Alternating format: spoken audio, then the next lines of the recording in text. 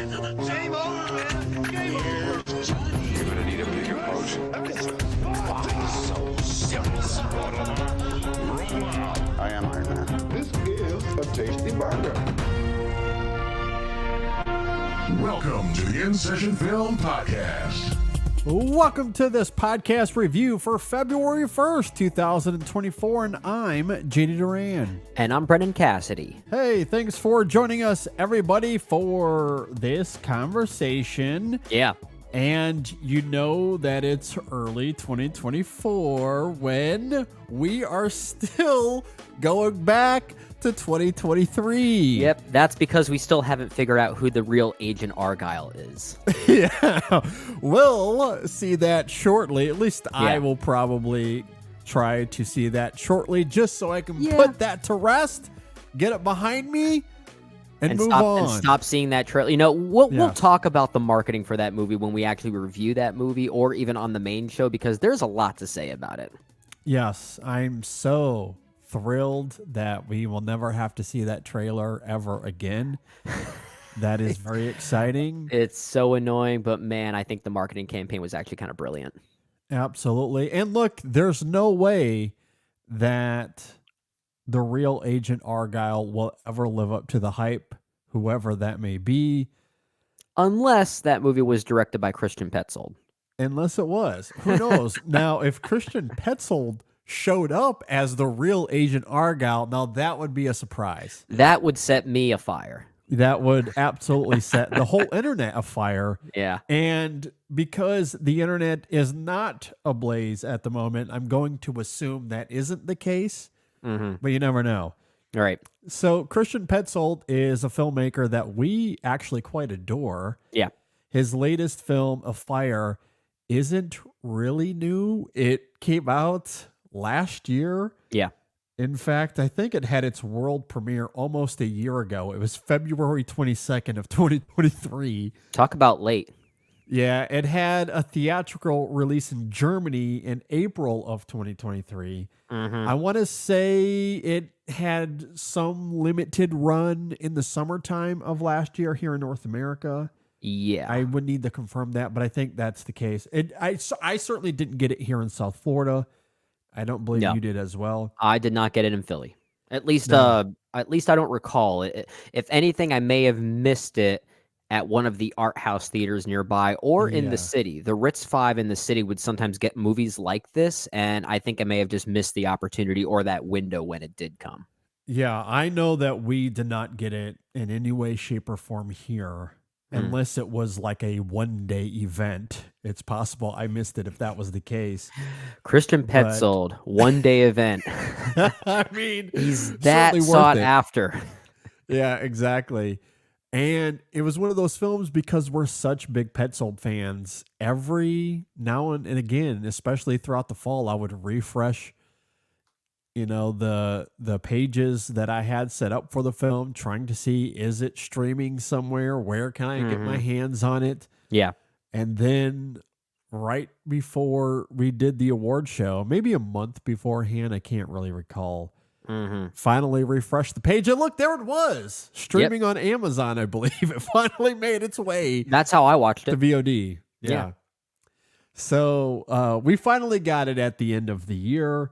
But because there was so much to see and talk about in the last month or so, we never got a chance to talk about or review Afire. Yeah. So here we are, a little bit late to the party, but we're here. But it's still worth talking about. We love this filmmaker. I think people need to see his work. It's you're not going to always like his work. It's challenging. We'll talk about why and how it fits in with his filmography, but it's certainly an interesting one. Indeed. Okay, so with that aside, let's jump into it. It is written and directed by the one and only Christian Petzold. It stars Thomas Schubert, Paula Beer, Langston Uwabel, if I'm mispronouncing that, and I probably am, please forgive me, as well as Enno Trebs, and a small little role by Matthias Brandt at the end of the film. If you are not familiar with Afire, a group of friends are in a holiday home by the Baltic Sea where emotions run high as the parched forest around them catches fire.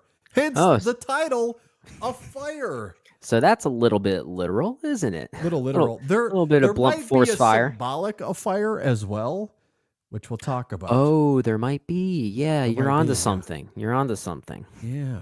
Okay. So with that said, Brendan, what did you think about Afire? Yeah, so this is regrettably one of those films I didn't quite catch up with in time for our award show. At that time, it was a blind spot for me. Oh, wow. So Okay. yeah, so seeing it in preparation for this review, I only first saw it maybe 4 or 5 days ago as we're recording this. Okay. And yeah, regrettably, it was one that I didn't get a chance to see in preparation for our 2023 awards because I am a big fan of Christian Petzold, at least of the films I've seen. I know he has a pretty well-known film called Barbara, if I'm not mistaken, that I have not seen, admittedly, but I have seen Phoenix, Undine, and Transit, and then now Afire.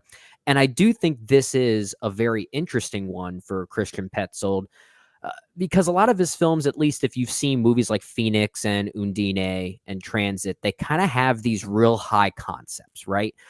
And he uses that to his advantage. Sometimes it's kind of funny. Sometimes it's really sad. Sometimes it's all of the above.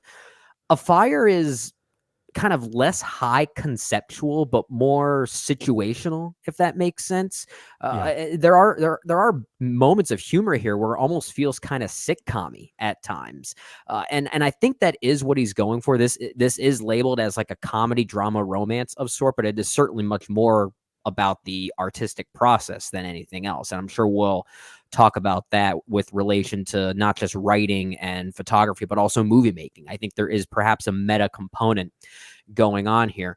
But I do think it is a really interesting and very effective film. Of the 4 films I have seen from Petzold, this is probably my 3rd favorite. I do prefer Phoenix and Undine at this point.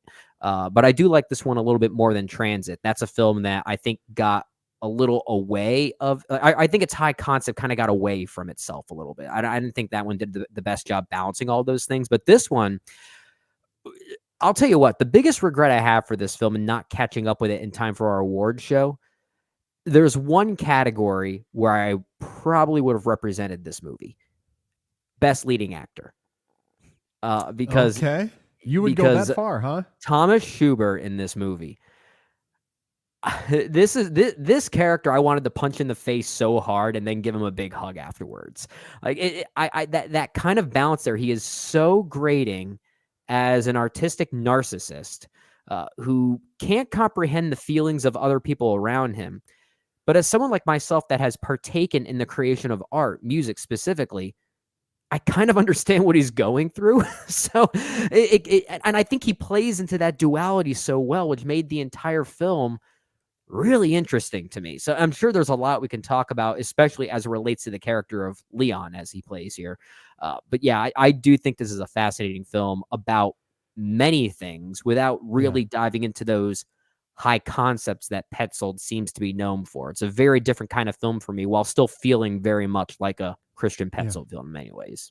No, I very much do agree. I do think this is a very Christian Petzold film in the sense that he loves to dabble into either these very interesting premises or genres even. Yeah. And he toys with those tropes while invigorating the film with these incredibly compelling characters. Yeah. And that's what I love so much about Phoenix and Undine and Transit as well. I'm seemingly much higher on Transit than you are. I still love like that the film as well. overall. Yeah, I think that one's just its high concept seems to overtake the movie a little bit. For me. Okay, fair enough. I don't agree with that, but fair enough. I really love all 3 of those films. And while this probably sits last on that list for me, I still really liked it a lot. And in some ways, it's quite refreshing because it is so distinct from those other 3. Yeah. Where he is dabbling into tropes, genre, a little convention in some degree, but then completely recontextualizing it as the film goes, as a Christian Petzold film tends to do. So it is interesting how familiar, some of this will feel. However, at every chance he gets, Petzold then will subvert, certain choices that the film is making that you don't necessarily expect. Yeah, that's true. And it very much starts with Thomas Schubert's Leon character. I very much agree with you. It is a great performance. He is, this character that is, Leon, is without a doubt one of the most obnoxious characters you've ever seen. Incredibly obnoxious. He's this pretentious narcissist novelist that has absolutely zero self-awareness. None whatsoever, or something Schubert plays to perfection. Almost everything he does will make you recoil. And it's so awkward. It is so. The third act of this movie is so uncomfortable at times. Yes. We'll talk about it. Yeah. And it's interesting, we noted in the synopsis there, they're on this holiday. And despite being at this vacation home, the beach is right down the road, you want to enjoy the nice summer weather. Leon doesn't care to engage in any of that. There's no social sensibilities to the character whatsoever. Instead, he exiles himself from everyone around him. And at every opportunity, he chooses not just that isolation, but this boorish self-pity. Woe is my life. I don't get anything that I want. Yeah. And you juxtapose that to his best friend Felix, who I'm sure we'll talk about as well, who is mostly concerned with discovery and thriving socially and having fun and enjoying this time in the sun, so to speak. I have thoughts. And that polarity, I think, is incredible as the film examines the importance of relationships, especially given the fact that they can be taken away at any moment, which is why the stakes of the fire in the background, I think, is really great. Now, I do think the themes of this film, by the end of it, it's not subtle at all. Oh, no. This is a film that is going to kind of slap you over the face. It's going to be, you're going to feel the blaze. You're going to feel the heat of the film's themes kind of rising up from the ashes. The thematic torch is just going to burn. Yeah, but it is effective because of Petzold's masterful control over them and these performances. Yeah. And again, that little subversion. So despite the themes kind of being in your face, the subverting nature of the film, tonally and narratively, I think is really great. Again, the way he toys with genre and the Leon character. Where you and I might differ a little bit, I just wanted to punch him in the face. I was not going to hug him. I was going to pick him up and punch him in the face again. I was going to pick him up and punch him in the face again. And I say that as someone that really enjoyed this film. I don't find there to be many redeeming qualities to this character. There might be one that we can talk about near the end of the film, but aside from that, there's nothing redeemable about Leon, and that doesn't make him a bad character. No. And that's something that is such a big talking point in today's discourse, which, I don't even know if we should bring that into the conversation, but it does seem as if everyone wants these nice, lovable characters all the time.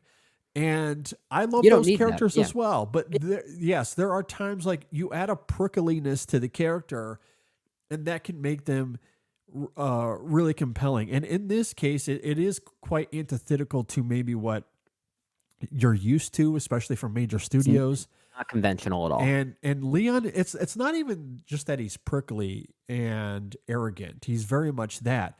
But I do love that Petzold goes as far as to really not make him likable really at all.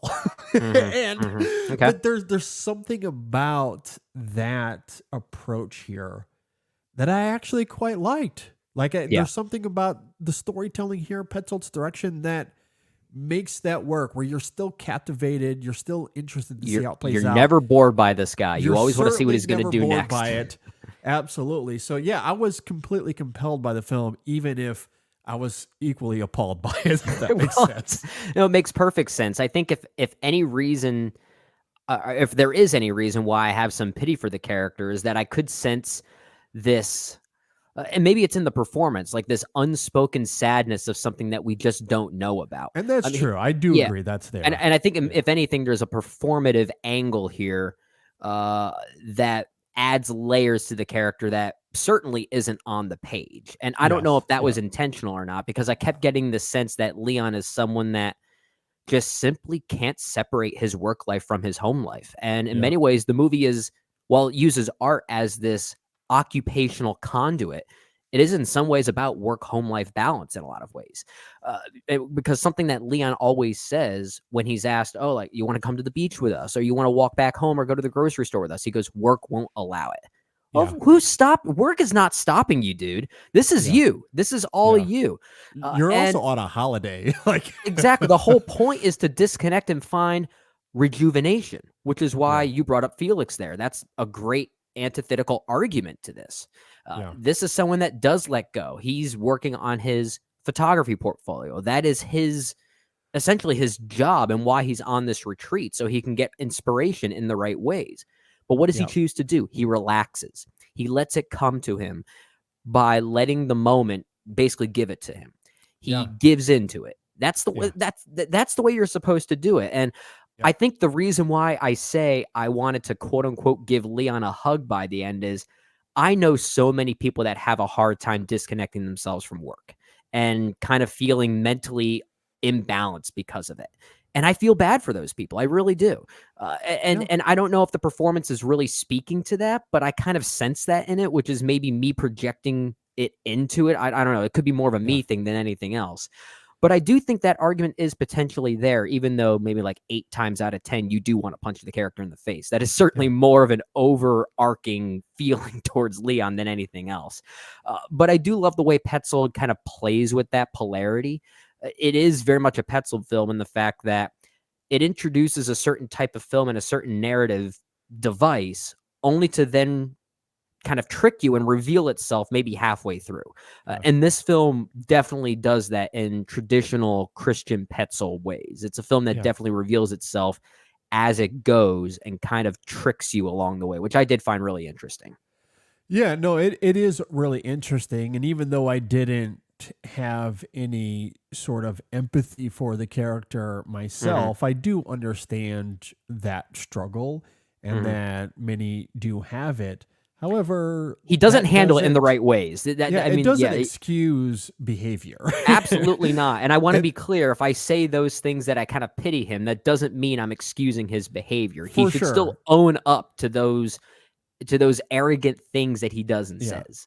And that's why I believe Petzold doesn't have much empathy for the character either, because there is a difference.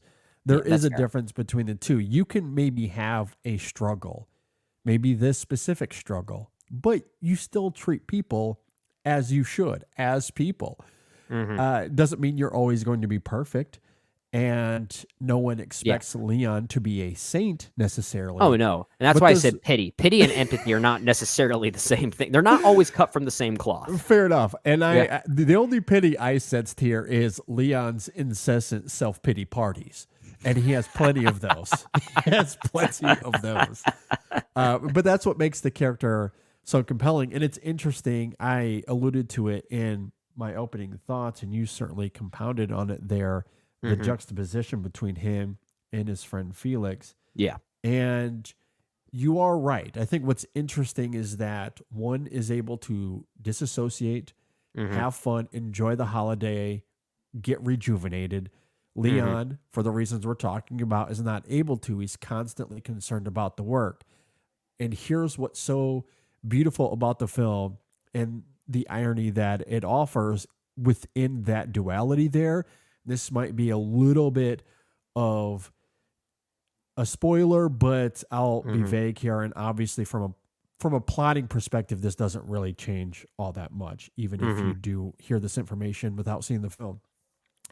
By the end of the film, one character is much more successful in his artistic craft than the other. Yeah, absolutely. And again, spoiler alert, it's not Leon who's successful. It's not Leon at all. He might be the one emphasizing his craft and working on it. Well, that's the entire thing. Time. The irony, he's the one working hardest at it, which in some ways, when it comes to things like art, sometimes the harder you work at it, the worse it gets. Like, and that's an interesting argument that I think this movie is making. You can't force genuine inspiration. Yeah, absolutely. And for Felix, that inspiration does come very organically. Like he briefly talks about this project, this idea that he has early on in the film. I'm thinking of doing this for photography thing for my album or his school project, whatever it was there. Yeah, his portfolio. Yeah. But it all comes organically. And then we see him taking photos down at the beach. And then by the end of the film, that becomes a huge, huge crux of the film and the Felix character especially. And it's a big emotional tool for the film. So yeah, I do love that idea here. Again, it's not really subtle in how the film eventually lays out this irony and that duality between them. No. But it's still an interesting juxtaposition given the character work at play here and those nuances that we see there. Because maybe it sounds easy in maybe in the ways that we're saying, but I do think in practice sometimes it is harder to disassociate, and sometimes even for Felix or those within his shoes, it's maybe hard to let it come organically as he does. And this is a reminder of the beauty that can come from that organic art, how that comes about. And I do love how that irony, how that unfolds here. Really and speaking of how it unfolds, what you're speaking to is something I really love about the film's ending, which I don't want to get too heavily into as to not give it away. And I don't know if we want to get into the ending this soon in the conversation, but I feel like I kind of need to, just given the trajectory of this conversation we're having, because things happen in the third act. I'll just say that the thing, it gets pretty melodramatic. I'll simply say, the conflict arises. It's set ablaze, to say the least. Yeah. And Leon is then able to harness genuine inspiration from that, I'll say. Yeah. And it lends to some pretty good art. I'll say it vaguely. I'll leave it at that. But I think the film and Christian Petzold do a really good job maintaining some ambiguity as to whether Leon feels genuine pain and sadness from this, or if he was just using it for his own artistic gain. Exploitation. That was absolutely what I wanted to bring up. And so in many ways, it almost makes this film feel like a companion piece to movies like The Fabelmans or Nope, about the exploitation of certain things to create art, and whether there is a way you can do that that's okay and forgivable. And I think with Afire, it does end in a way where I honestly couldn't tell if Leon was creating art through genuine pain and grief, or if he was just using it for his own gain. I honestly couldn't tell, and I think that's what's so fascinating about it. I agree, and while I don't think the themes of the film are all that subtle as we mentioned, this is where Leon being completely insufferable for the entire film does add some ambiguity, because there are some great conversations at the end of the film between the Helmut character played by Matthias Brandt and Leon. I believe it was the Helmut character. That's his agent at his publisher. His publisher, yes. And they have some conversations that seem to bring clarity, at least I think, bring some clarity as to Leon's motives. There's one line of dialogue, I'll say vaguely, about getting permission to write this story. And it does seem as if there is some actual change in him because of the events that unfolded in that final act. And not just the carnage that we see, but there's also an incident with Helmut, this physical emergency that he has that compounds on the emotional complexities that we see here. And that does seem to have a change in Leon. That's where Thomas Schubert's performance, I think, is really great, because as so much of this is unfolding, yes, there's still times where he's boorish and arrogant, but there's so much happening internally with the character within the performance that seems to suggest that the wheels are turning, that maybe he is finding some self-awareness for once. Yeah. Not wholly, but maybe he is trying to find some truth in this. Yeah. That I think comes to fruition in those final exchanges he has with the Helmet character. That seems to imply that, okay, he's on the other side of this arrogant, self-pity party that he had throughout the entire film. However, because he was so appalling throughout the entire film, you don't wholly buy it. You don't. There's still I couldn't tell if it was an act or not, like a sales pitch almost. Even if Petzold, it's a little bit of how I've argued about the ending of Get Out, in the sense that, what Jordan Peele sets up there when that cop car shows up, Jordan Peele isn't doing anything other than giving us a cop car and Chris laying there on the road. That's all he's doing. That's all he's doing. That's all Jordan Peele's doing. But we as the audience do the work for him to go, oh, yep, he's going to be blamed for this. Yeah. Of course the cops are going to show up right now. How convenient. All this carnage around, and he's the last one there. He's going to be the one that gets blamed. And that's what Jordan Peele wants you to think. Well, but it's he doesn't funny, have to say that. Yeah. Peele doesn't have, Get Out doesn't have to say that. So it gets to have its cake and eat it too, because then you get this great moment with Rod at the end. Yeah. This is doing a very similar thing in the sense that Petzold isn't necessarily saying that, to me, it feels like he, as a writer and director, is giving you some clarity, giving you some closure with Leon and how he's come full circle.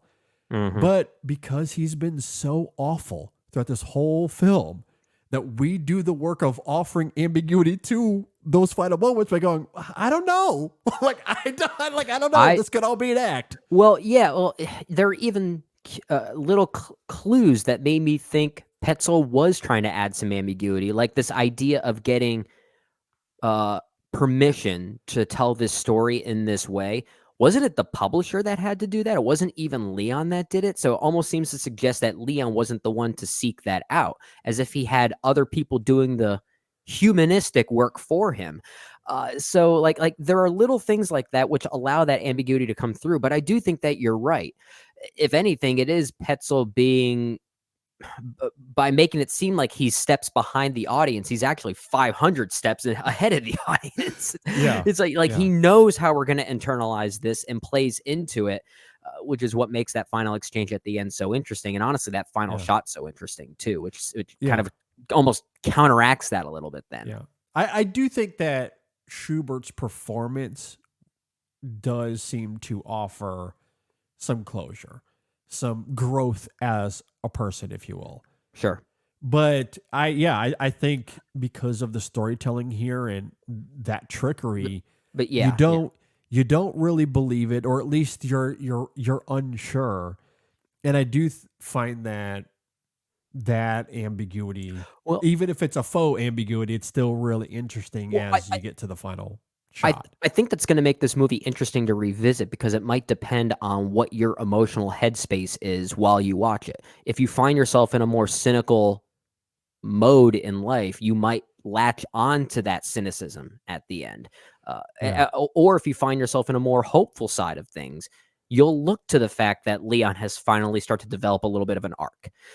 So that could change depending on your personal headspace, which is what great art should do. It should sometimes mirror the audience and kind of play along with them and invite them into the narrative in that way. Well, because the other angle of this that we alluded to, that we invoked a moment ago, but really haven't delved into here, is the possible exploitation at play here.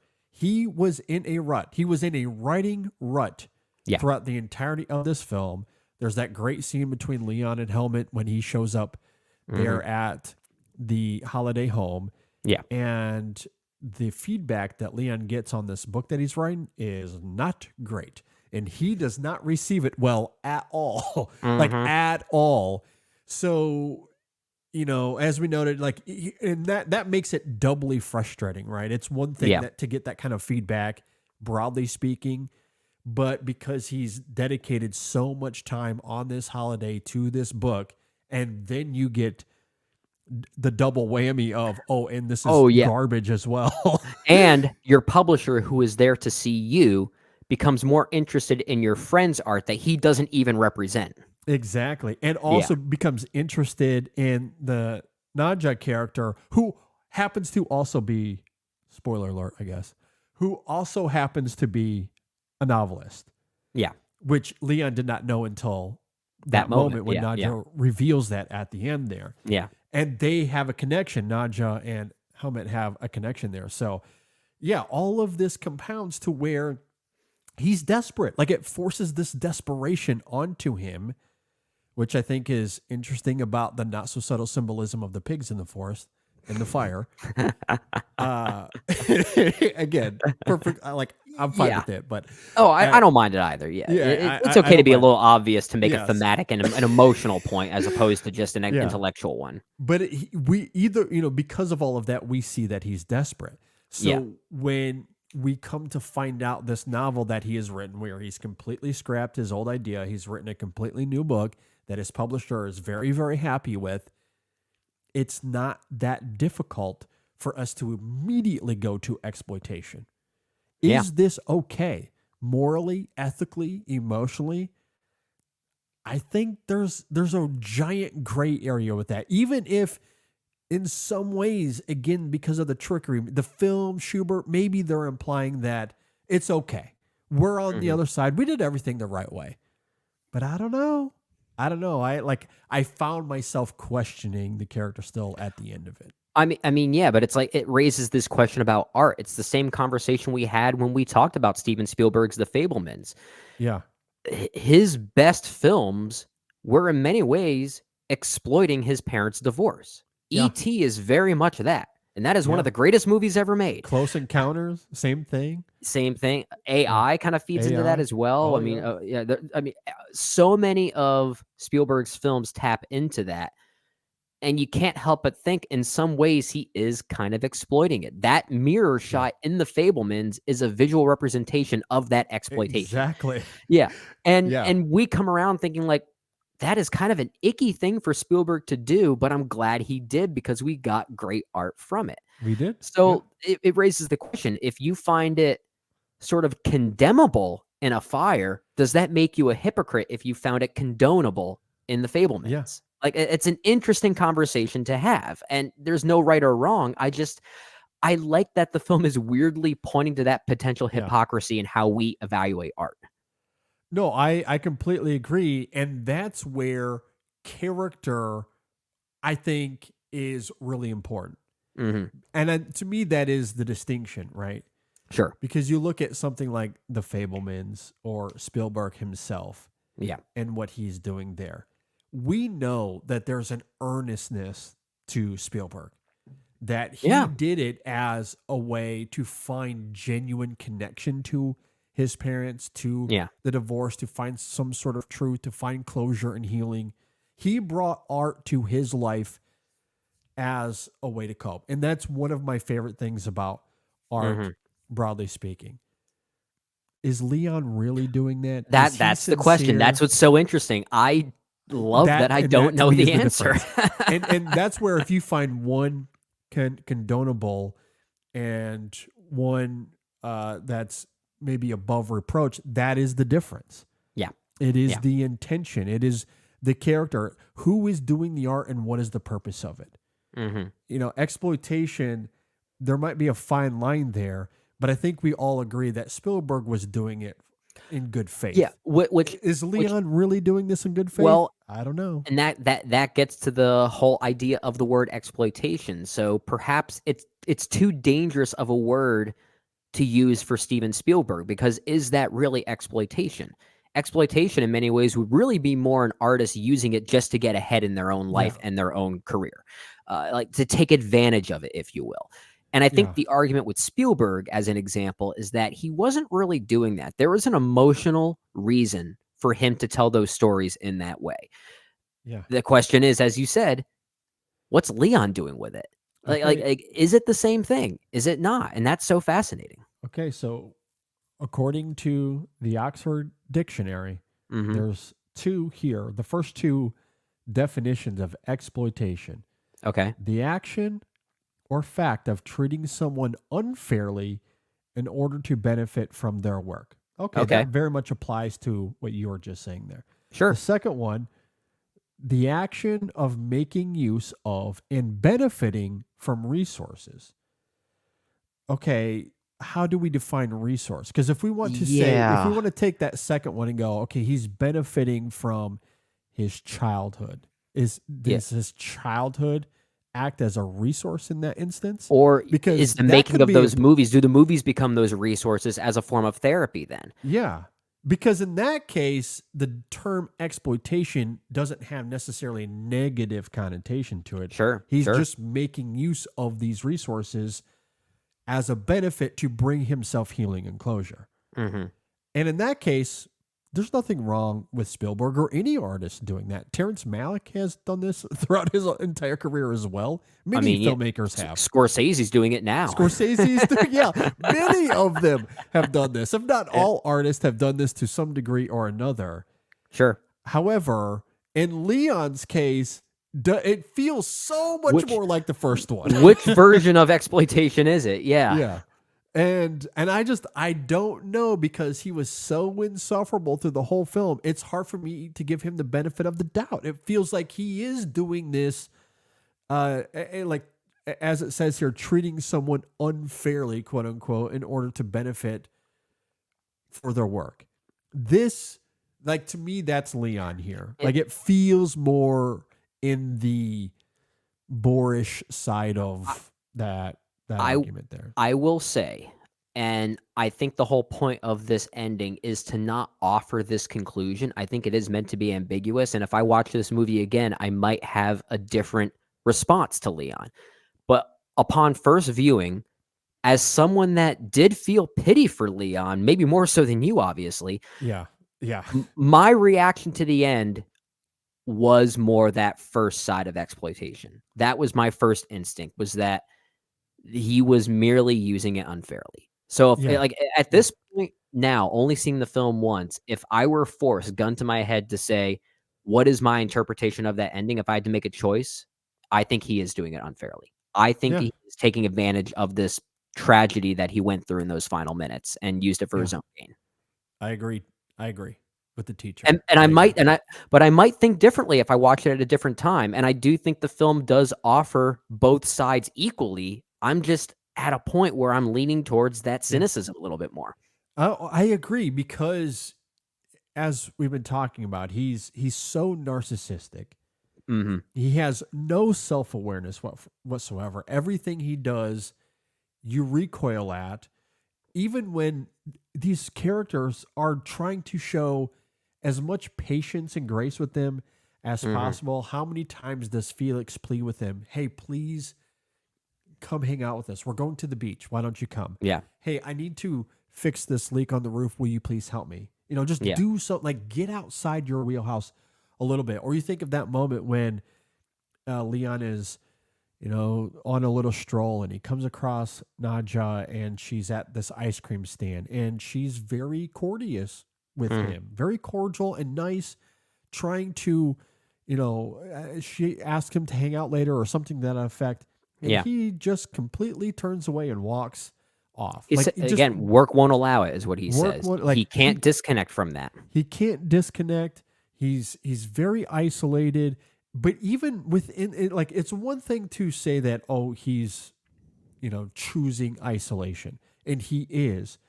But it's another thing that he's doing it as aggressively as he is and as arrogantly as he is. It's like he's putting himself on this pedestal that he doesn't belong on. And he's treating these people in ways that are completely uncalled on. Like, if you want to separate yourself, you want to isolate yourself and go to work, that's fine. Yeah. But it doesn't excuse your behavior to the others around you. Yeah. Where he's going as far as to be very coarse. And sadly, it is easier said than done, and it certainly doesn't excuse his actions. But I would weirdly love to get the perspective of a psychologist on this movie, because I mentioned the whole work-home life balance thing that this film is sort of like secretly getting at as well. Yeah. And those who do feel kind of suffocated by that and can't disconnect, that leads to pretty devastating mental health problems. And I think you can argue that maybe there is a deterioration in Leon, which kind of, I guess, adds a little bit to my pity, even though it doesn't excuse any of his actions whatsoever. He needs the hard truth, and he needs to be told that he is communicating this way. But at the same time, I think in Schubert's performance, it does seem to suggest that his mental health is not as strong as it should be. Yeah, that could be yeah. And I would love to hear that perspective as well. And again, I don't know if that was the intent by Petzold or even Schubert's performance, but I think there is a layer there that could potentially be peeled back with relation to that idea. Yeah, for sure. And I think what's interesting about how that unfolds here from a craft perspective is that Petzold often shoots Leon from a distance. Like, we get a lot of these wide or medium shots of him to really emphasize that isolation where he's away from everybody, like truly alone. And I think that's an interesting way to visualize how exiled he's become.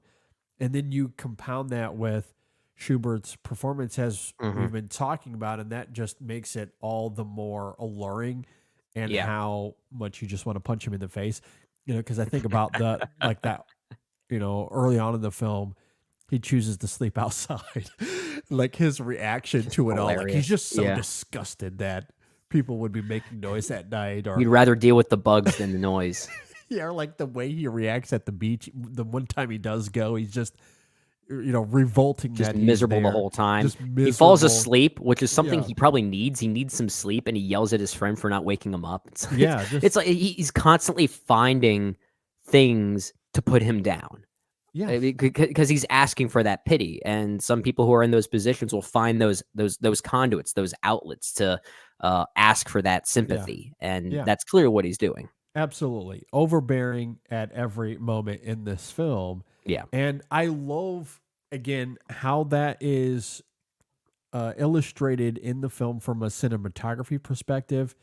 And It's a also, great looking movie. Again, credit to Schubert for not just bringing an authenticity to it, but going as far as he does, because playing a character like this, like, I'm sure there's a level of fun as an actor to, because it's not as if he's playing a villain. You think about like James Bond villains.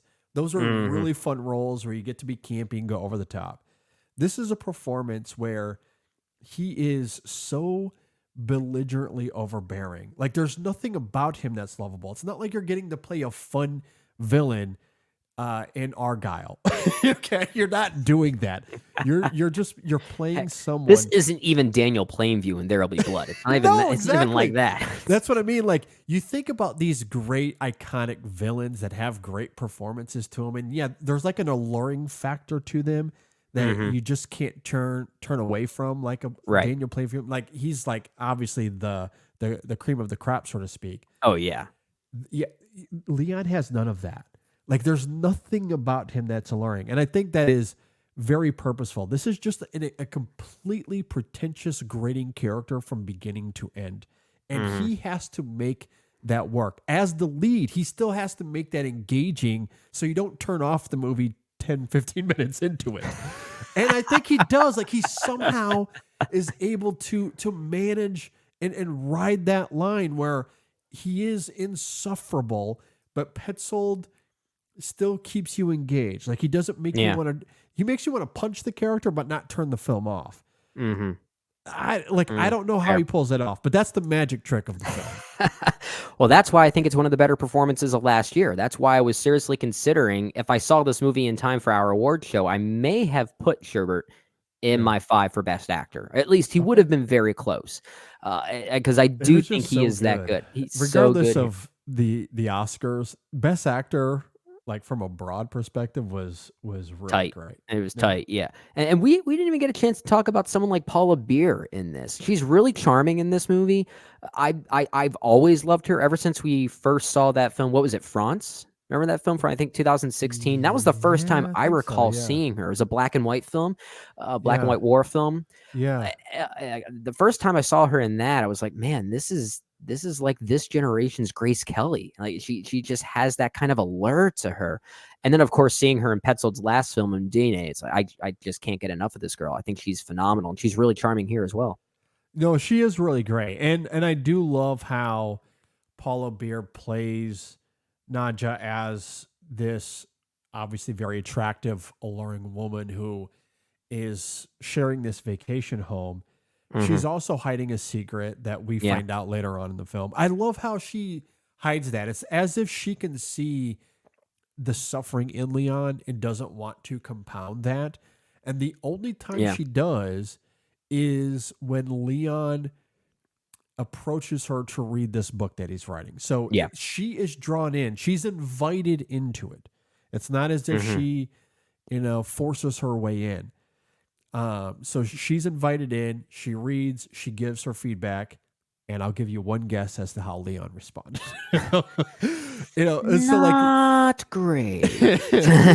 so like, I love how she kind of plays that mystery. But even as she brings that feedback, it's not as if she's coming at it with this novelist perspective or lingo. She's not using verbiage that would Right. even reveal that she's also a novelist. Like she does it very plainly, ordinarily, and friendly. She's very cordial, but being honest with it.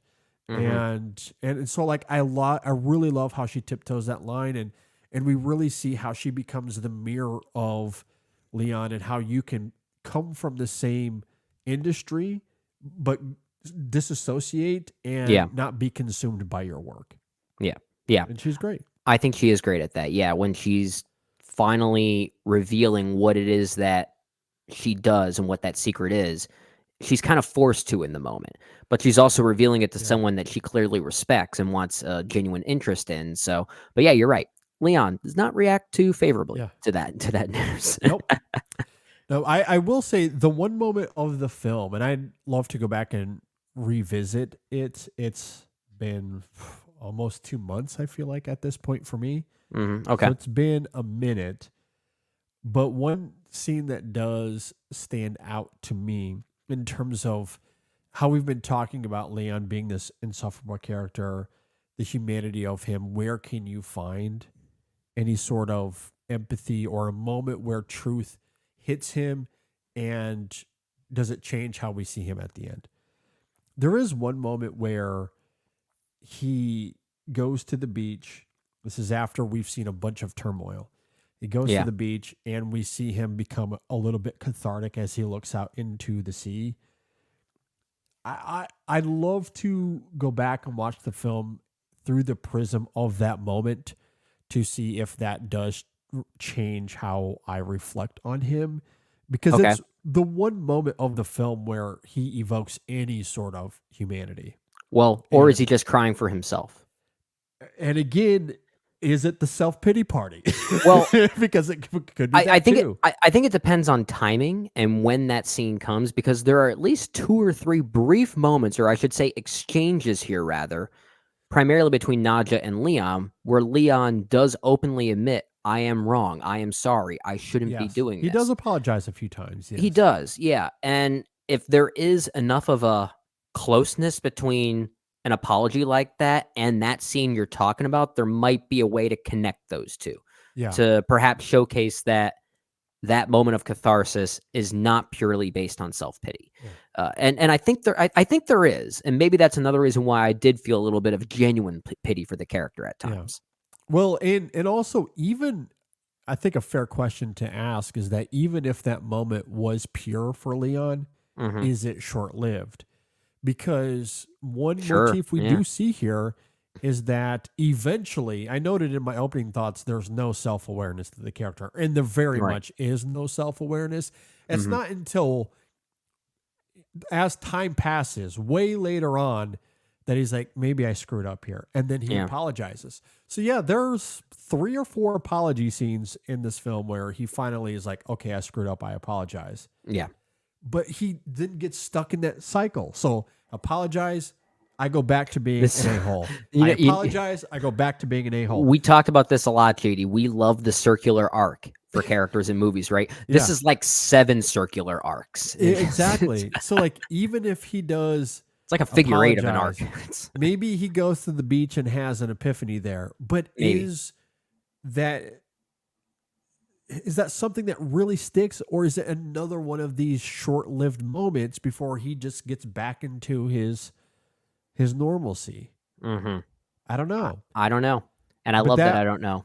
Yeah, exactly. Yeah, because you're right. You know, for a film like this that is pretty belligerent in some of its symbolism, like this is not a subtle movie. If you've seen a movie like Undine, Petzold's last film, I mean, that's a film that'll go way over your head if you're not too familiar with the European myth that it's sort of Yeah, inspired by. Sure. Like that movie is the antithesis to how on the nose Afire is.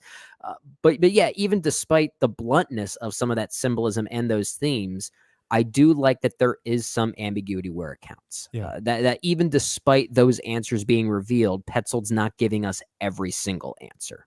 Yeah.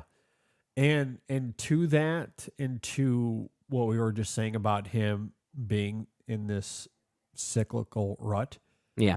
One thing that's funny to me is that Petzold has talked about how this film, among other types of film, but one type of film that he invoked in interviews as far as being an influence is American coming of age stories set in the summer. And aesthetically, you very much do see that. This feels like, you know, an American summer movie in some ways. Actually, yeah, it kind of does. And so this is the anti-coming of age movie. Like you think about how the coming of characters in those de-aging films movie. come of Yeah. age. Yeah. This is him doing the opposite of that. Hey, you Whereas- got to find inspiration somewhere. Forces you to do something new with that inspiration. That's good inspiration. It is, and that's going back to what we said at the top of this. It's Petzold taking something that is familiar and then subverting it as he goes, like toying with those tropes and ideas. Yeah, yeah. He And does it that's really certainly well. one of them. He Yeah. does it really well. I love Petzold. I really do. I think he's such a fascinating filmmaker. For those listening, if you haven't seen any of Christian Petzold's films, at the very least, you have to watch Phoenix. That is one of the best endings of the 2010s, if you ask me. Yeah, I mean, I agree. I would recommend, you know, at least of those that we've seen, I think I would urge people to go and check out all of them. Sure. Phoenix is really great. I love Undine, but understand why it's not for everybody. Yeah. Love Transit. I think Transit might be weirdly his most accessible of these 4 that we've seen as of late because of how it treats its high concept. I think I mean, it's kind of a sci-fi movie in a lot of ways. Yeah. And I think that might be maybe more responsive for people who are completely unfamiliar with his style. So perhaps that's a good starting point. I don't know. But yeah, I mean, Yeah. there's at least one moment in each of these films that'll take the rug from under your feet. Yeah. And all of them feature incredible performances. He's certainly an actor's director. For sure. And, you know, there's just so much nuance to the characters in his films Mm-hmm, that I just absolutely adore. So yeah, good movie. good movie, good director. I like the Fire quite a bit, even if it's 4 on the list of the 4 we talked about earlier. Mm-hmm. It probably is as of right now, but I still really like it. I would definitely recommend a Fire. Quite, you know, that's an easy recommendation for those that like this style of film anyway. Yeah, I've got to see the rest of his films. I really I got to know. check out Barbara and Jerko and Yella. I'm looking at his films here. He's got quite a few of them, and I don't know if they're all available for us to check out. Yeah, definitely want to catch up with him as well. Yeah. No doubt about it. Okay, with that, I guess we'll wind down for this conversation, unless you have any other final thought that you want to throw in here real quick. Good movie. Good movie. And I'm movie. sad that I saw it too late because I wanted to at least represent some aspects of it in our award show. Sadly, didn't get the chance to, but at the very least, I do think that Thomas Schubert's performance is really something great. Yeah, it's real good. Like, I don't know if I would change much as far as my in-session film awards go. I did a best overlooked performance, and in hindsight, I certainly could have added that to the list in my individual awards. Okay. It obviously would have been a consideration for best overlooked movie, but it's also a little. It's hard to call it overlooked when people haven't had the opportunity to see it much. You could say like overlooked by the studios. I was going to say where it was overlooked by, because it's overlooked by design because it just wasn't well released. Yeah, it wasn't released, but yeah, certainly in that. But even like of my 5 there, I don't know if I would put it above any of the 5 I had there for that category. I don't think that I would, but it's hard to say. Maybe surprise actor or actress. I probably could have found room for Schubert's performance there. So. But I think that's about as far as it would go for me. It's still very good. Okay. I still really liked it. Huge fan of Afire. It's a good movie. Good movie. Definitely urge people to go and check it out. With that, let us know if you agree or disagree with anything we had to say here. If you're watching on YouTube, leave a comment below. We'd love to hear from you. Subscribe to the channel, like the video, all that fun stuff. Really helps us out. Yeah. If you're listening on Apple Podcasts or Spotify, please rate and review us there as well. Spotify did, like last year, they added this new element where you can reply to the episode, so you can leave a comment actually on Spotify as well. Yeah, please do that. So if you're listening on Spotify, please do that. We've gotten some comments actually on quite a few of the episodes. We can't reply to them though. That's the frustrating thing about Spotify. That is really annoying because it is annoying. And sadly, those making those comments on Spotify might not even know that we can't reply to them. So they might think we're ignoring them and then think we're just a bunch of assholes. I just can't. They probably think we're just as selfish as Leon. Yeah, exactly. Like I promise you, like if you leave a comment on Spotify, I am reading it. I just can't reply. Like they need to fix that. At any rate, let's get Spotify on the phone. Yeah, we do appreciate people that are doing that as well. You can always email us in sessionfilm@gmail.com, reach out on social media, Facebook, Twitter, Instagram, TikTok, all that fun stuff. Yeah. Am I missing anything, Brennan? I think that's it. I think that covers it. I think we set this episode ablaze.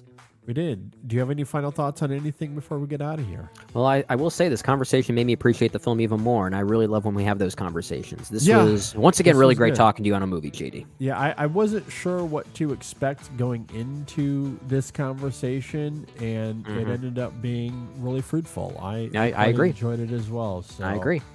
Yeah, those are definitely some of my favorite conversations to have as well. Yep, so. yep. My only final thought, and just to echo once again, if you're a part of the North American distribution system, please make these films available sooner. Or we want to see Christian Petzold films. Can someone in North America take them and amplify them? Neon, A24, whoever it might be. I want to see those movies.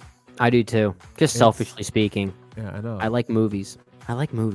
Yeah. I mean, because as we noted, the film did premiere at least 1 or 2 festivals earlier in the year. Yeah, like a full year ago, as you were saying. Yeah. It won the Silver Bear Grand Jury Prize at Berlin. That's a pretty big deal. Yeah. That seems like it should... it should be available at least for those in our circle. I mean, like this is what we thrive for, right? Yeah. Like this is what we want. Exactly. At any rate, that's our soapbox for the day. Yeah, that's our soapbox for it. But anyway, love Afire. Please go see it. Yeah. Thanks for listening, everybody. Thanks for watching. We'll see you next time on the In Session Film Podcast. Love a good Petzold. What a fiery movie.